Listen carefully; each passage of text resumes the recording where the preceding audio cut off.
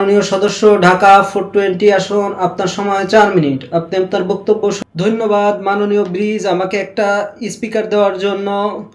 ধন্যবাদ মাননীয় স্পিকার আমাকে ব্রিজ দেওয়ার জন্য।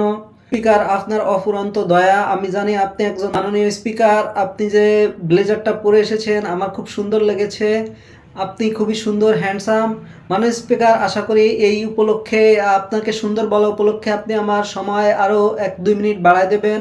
সদস্য, আমাকে তেল না মেরে আপনি আপনার বক্তব্য দেন। আপনার সময় কিন্তু যাই হোক, আমি আমার বক্তব্য শুরু করি। আমায় আমার বক্তব্যের শুরুতে ধন্যবাদ জ্ঞাপন করব। আমি প্রথমে ধন্যবাদ জ্ঞাপন করছি আমার পিতামাতাকে, কারণ তারা আমাকে এখানে জন্ম দিয়েছেন বিধায় আমি এই মহান জাতীয় সংসদে আসতে পেরেছি।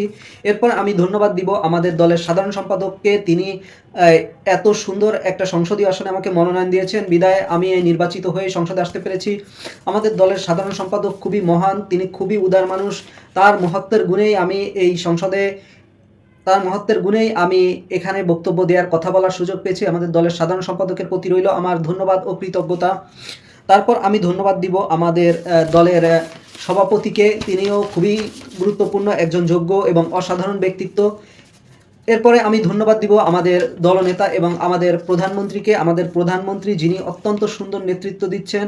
আমাদের প্রধানমন্ত্রীর মতো এত সুইট কিউট কোনো প্রধানমন্ত্রী কোনো দেশে নাই। আমাদের প্রধানমন্ত্রী একজন দক্ষ, আদর্শবান, এদেশের গর্ব, এদেশের গৌরব, এদেশের উজ্জ্বল ভবিষ্যৎ, এদেশের নক্ষত্র, দক্ষিণ বাংলার কৃতি সন্ধান, উত্তরবঙ্গের আদর্শ, মধ্য বাংলার অবিসংবাদিত নেতা। আমাদের প্রধানমন্ত্রী একজন আদর্শ নেতা, দেশনায়ক, দেশরত্ন। তাই আমি আমাদের প্রধানমন্ত্রীকে অসংখ্য ধন্যবাদ জানাই। তাকে ধন্যবাদ জানানোর ভাষা আমার নাই। এরপরে আমি ধন্যবাদ দিব আমার নির্বাচনী এলাকার লোকজনকে, যারা আমাকে এই নির্বাচিত করে এই সংসদে পাঠিয়েছে। আমি ধন্যবাদ দিব আমার নির্বাচিত এলাকার বিভিন্ন মুরব্বীদের, যারা আমার জন্য বিভিন্ন জায়গায় ভোট চেয়েছেন, দোয়া চেয়েছেন। এরপরে আমি ধন্যবাদ দিব। যাই হোক মাননীয় স্পিকার, তাহলে আমি ধন্যবাদ জ্ঞাপনের পর্ব শেষ করে এবার হচ্ছে যে আমি স্মরণের পর্বে যাচ্ছি। আমি প্রথমে শ্রদ্ধাভরে স্মরণ করছি আমাদের দলের প্রতিষ্ঠাতা, আমাদের দলের যিনি প্রথম সভাপতি ছিলেন, যিনি আমাদের দলকে আদর্শকে গড়ে তুলেছেন, আমাদের দলের প্রতিষ্ঠাতা, আমাদের মহান নেতা, আমাদের মহান গৌরব, আমাদের আদর্শ, আমাদের উজ্জ্বল কর্ণধার, আমাদের পথ নির্দেশক, আমাদের দলের প্রধান প্রতিষ্ঠাতাকে আমি অত্যন্ত শ্রদ্ধাভরে স্মরণ করছি। এরপরে শ্রদ্ধাভরে স্মরণ করছি আমাদের দলের প্রধান নেতার যিনি আত্মীয় স্বজন যে যেখানে আছেন তাদের সবাইকে। এরপরে আমি আরও শ্রদ্ধাভরে স্মরণ করছি আমাদের দেশের 18 কোটি মানুষকে। এরপরে আমি শ্রদ্ধাভরে স্মরণ করছি যারা যেখানে মৃত্যুবরণ করেছে, যারা দেশের জন্য কাজ করেছে। এরপরে আমি শ্রদ্ধাভরে স্মরণ করব আমাদের দলের নেতার স্ত্রীকে, যিনি আমাদের দলের জন্য অত্যন্ত পরিশ্রম করেন।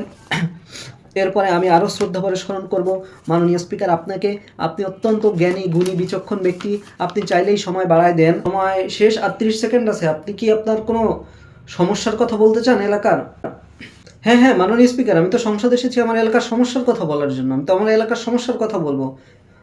হ্যাঁ মাননীয় স্পিকার, এবার আমি আমার এলাকার সমস্যার কথা বলবো। আমার এলাকায় অনেক সমস্যা শেষ নেই। চারিদিকে সমস্যা, যেদিকে চাকাই সমস্যা, খাইতে গেলে সমস্যা, বসতে গেলে সমস্যা, টয়লেটে সমস্যা।